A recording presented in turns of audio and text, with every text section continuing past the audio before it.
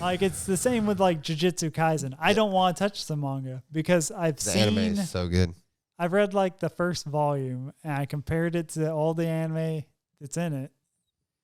And the anime does things a little better in ways. Like, because you have music. I mean, you got to think of the production music, and of also the animation clearly is like God level. Thank you, Mappa. Thank you, gods.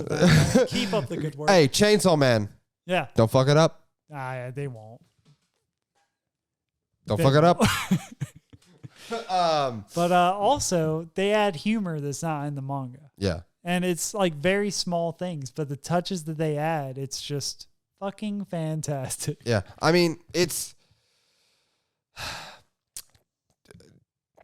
hits on all cylinders where the animation is shonen. It is shonen animation. Oh, yeah. Which the thing is, the styling of it. Exactly. It's not a bad thing. That's not a bad thing when I say it. It kind of reminds you of like 90s shonen. It very much does, which also may have been what was leading us to believe it was maybe in the 80s or 90s, other than the Blockbuster. and the fucking parachute pants. If we ever have anyone from Japan watch this, please tell us if Blockbuster exists. Yeah.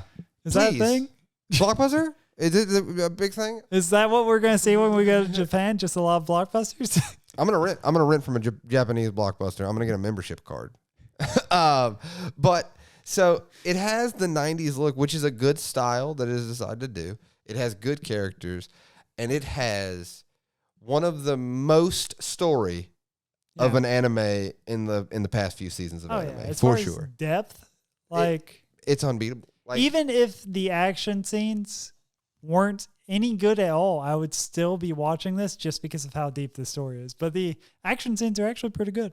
Yeah, because it's not like, okay, you watch Jujutsu Kaisen, and I understand these are different shonen anime, I get it, but you watch Jujutsu Kaisen, Attack on Titan, Dragon Ball Z, whatever.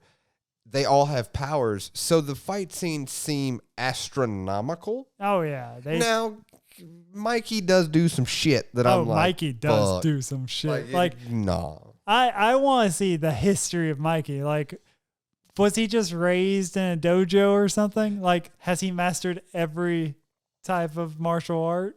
Like, I hope they don't have a lot of filler, but if one of the filler episodes was like, we're going to go into Mikey's storyline. Oh, fuck it. Let's do it. Let's do it. I'm in. Deep dive. I'm ready to go.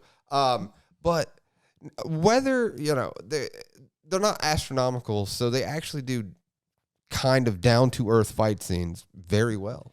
Which they also do the thing smart because as far as a character, Mikey is not like tall or super muscular at all.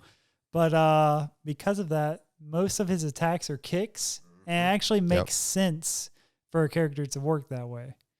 Like, he uses his momentum to also he does the speed and the kicks. Like he uses. And he's putting a lot of his weight behind most of those attacks. So it actually makes sense for him to work out the way he does. Yep. And then you have Draken. Which Draken's just all around.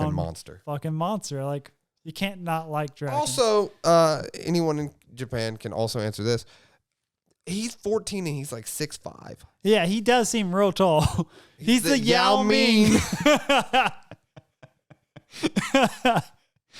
Of course. I mean, dude, that's the only. I mean, what do you? Good example.